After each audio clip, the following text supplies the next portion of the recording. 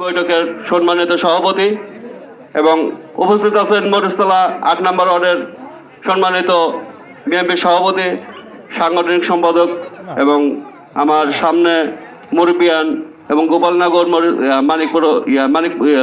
গোপালনগর মরিচতলা মা বোনেরা, সবাইকে সালাম, আসসালামু আলাইকুম। সবাই কেমন আছেন? একটু জোরে বলি, সবাই কেমন আছেন?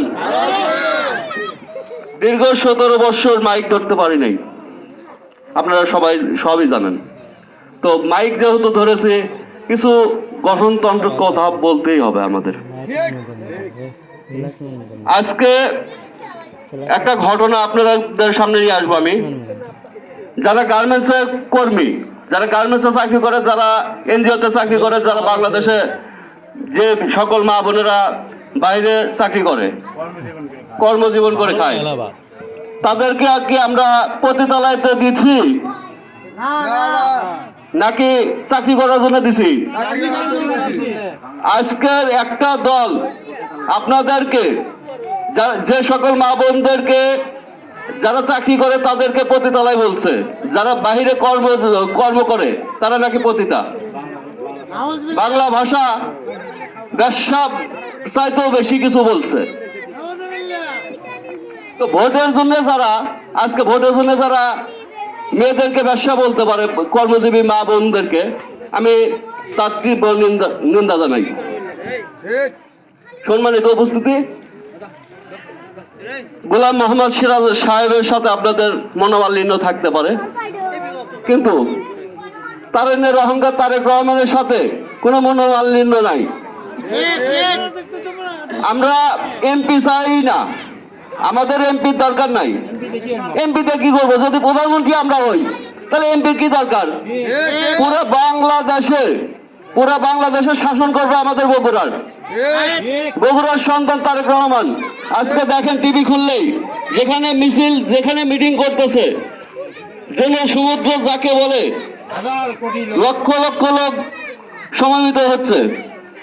তো আমরা বাহিরের এলাকার মানুষজন যদি আমার তারেক রহমানকে ভোট দিতে পারে, তাহলে আমরা ধুনুট মরিচতলা ৮ নম্বর ওয়ার্ডের লোকজন কেন তারেক রহমানকে ভোট দিতে পারবো না?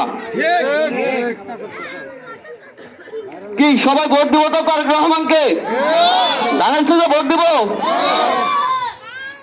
আমাদের প্রধানমন্ত্রী যদি হয় তারেক রহমান, আমরা যেখানে যাব, যেখানে যাই, সেটা কাউকে যদি বলি আমরা বগুড়ার সন্তান, সবাই আমাদেরকে সালাম দিবে। আর যদি প্রধানমন্ত্রী না হয়, তাহলে কোথাও যদি বলি এই ১৭ বছর যা ঘটছে, যে বাসা কোথায় বগুড়া, এই শালা বেঈমান মির্জাফর, তারা তোদের সরকারকে, তোদের ভাই তারেক রহমান, তোদের ম্যাডাম খালেদা জিয়াকে ভোট দাস নাই। তাহলে এই দুর্নাম, এই বদনাম নিয়ে চলবো না আমরা পুরা বাংলাদেশে সালাম নেব?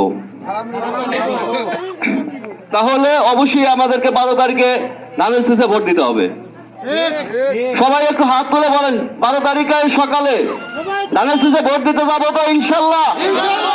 সবাই একটু হাত তুলে বলি, ১২ তারিখের সকালে ধানের শীষে ভোট দিতে যাবো তো? ভোট দেব কি? ভোট দেব কি? তো আমাদের বগুড়ার যদি সরকার হয়, বগুড়ার উন্নয়ন অবশ্যই হবে, নাকি উন্নয়ন হবে না?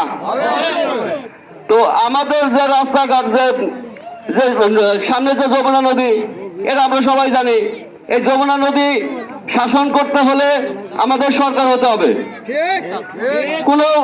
কোনো ভাই, কোনো বোন বাহিরের কেউ এসে সেটা আমাদের উন্নয়ন করে দেবে না বগুড়ার। সেটা ১৭ বৎসরও করে নাই, আজকে কিভাবে করবে?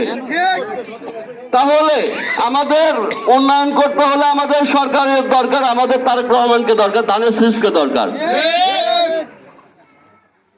আর আরেকটা কথা বলতে চাই মা বোনদেরকে উদ্দেশ্য করে, বোরকা পরে অনেক মহিলাই বাড়ি বাড়ি আসে, বর্তমানে বেহেশতের টিকিট বিক্রি করে। কি বেহেশতের টিকিট বিক্রি করে না? মা বোনেরা বেহেশতের টিকিট বিক্রি করে না? আচ্ছা, বেহেশতে কি কারো বাপ দাদা প্রত্যেক সম্পত্তি? বেহেশতে কি আপনার আর আমার? বেহেশতে কি জামাতের? বেহেশতে কি চরমনায়ের? বেহেশতে কি বিএনপির? না বেহেশতে কার? বেহেশতের মালিক কে? তো আল্লাহ যদি বেহেশতের মালিক হয়, তাহলে আমি আপনি বেহেশত বিক্রি করার মালিক কিভাবে? এইরকম মুনাফিকি কথা বলে ইসলামকে বিভ্রান্তি না করে আমরা সরাসরি ভোট চাবো। আসেন, আমরা যেভাবে ভোট চাই, ধানের শীষে ভোট দেন। আপনারা এসে বলেন যে ধানের শীষে ভোট চাই। বাংলাদেশে ইসলাম প্রচার, ইসলাম প্রতিষ্ঠাকে পুরো আলেম সমাজ করেছে।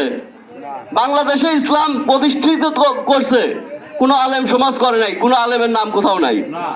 বাংলাদেশে ইসলাম প্রতিষ্ঠা করছে পীর ওলিয়া আউলিয়া। এই দেশটা ওলিয়া আউলিয়ার দেশ, কারো বাপের দেশ না। তাহলে ওলিয়া আউলিয়া ওনারা কি কোনো মৌলবী ছিল? তাদের মাজার ভাঙছে, আপনারা তো জানেন। গোপালনগরবাসী জানেন তো মাজার কতগুলো মাজার ভাঙছে বাংলাদেশে। তো ওনারা যদি বাংলাদেশের মাটিতে না আসতো, ইসলাম প্রতিষ্ঠা না করতো, আজকে আপনি বড় বড় কথা বলেন যে আমরা ইসলাম প্রতিষ্ঠা করব। জামাতে ভোট দিলে আপনারা বেহেশত পাবেন, জামাতে ভোট না দিলে আপনাদের ঈমান থাকবে না। ঈমান কি জিনিস? ঈমান কি জিনিস? ঈমান কি জামাতে ভোট দিলে পরে ঈমান বাড়বে আমগর? আমি যদি নামাজ না পড়ি আমাকে বেহেশত দিব? তাহলে আমাদের কর্ম আমাকে করতে হবে। তো সবকিছু বিচার বিশ্লেষণ আপনাদের উপর ছেড়ে দিলাম, সবকিছু আপনাদের উপর ছেড়ে দিলাম। 12 তারিখে যদি আপনাদের মনে হয় যে জামাতে ভোট দিলে পরে আপনারা বেহেশত পাবেন, কোন জামাতের কর্মী কোন লোক যদি বলতে পারে আপনি মরে দেখেন, এখন কবরে সওয়াল জব যদি সাইড থেকে দিতে পারে, আমি মাইক ছেড়ে দিয়ে এখন জামাতে যোগ দিব। আমি এখন মাইক ছেড়ে দিয়ে জামাতে যোগ দেবো যদি একটা লোক মরার পর কবরের কাছে যায় সওয়াল জব দিতে পারে উপর থেকে। এত বড় ক্ষমতা কারো পৃথিবীতে নাই। তো আমি আর কথা বাড়াবো না, আপনাদের কাছে বিচার দিলাম। 12 তারিখে আপনার ঘরে ভোট আপনারা দিবেন, কাছে দিবেন, বাড়ি থেকে ঠিক করে যাবেন, রাত্রে বুঝবেন মন থেকে যে কাছে ভোট দেওয়া যায়। যাই স্যার, ভোটটা সকালে ভোট দিবেন, দিয়া ওখানে বসে থেকে ভোট পাহারা দিয়া ভোট গুনিয়ে নিয়ে বিজয় মিছিল করতে করতে চলে আসবেন ইনশাল্লাহ। 12 তারিখের বিকাল 7টায় আমরা বিজয় মিছিল করতে করতে মরুস্তলা থেকে আসতে চাই। কি আসতে চান তো সবাই? ধন্যবাদ। আমি এই মরুস্তলা নির্বাচনী প্রচারণা সভার খুলি বৈঠকে কথা সমাপ্তি করছি। আসসালামু আলাইকুম, ধন্যবাদ সবাইকে।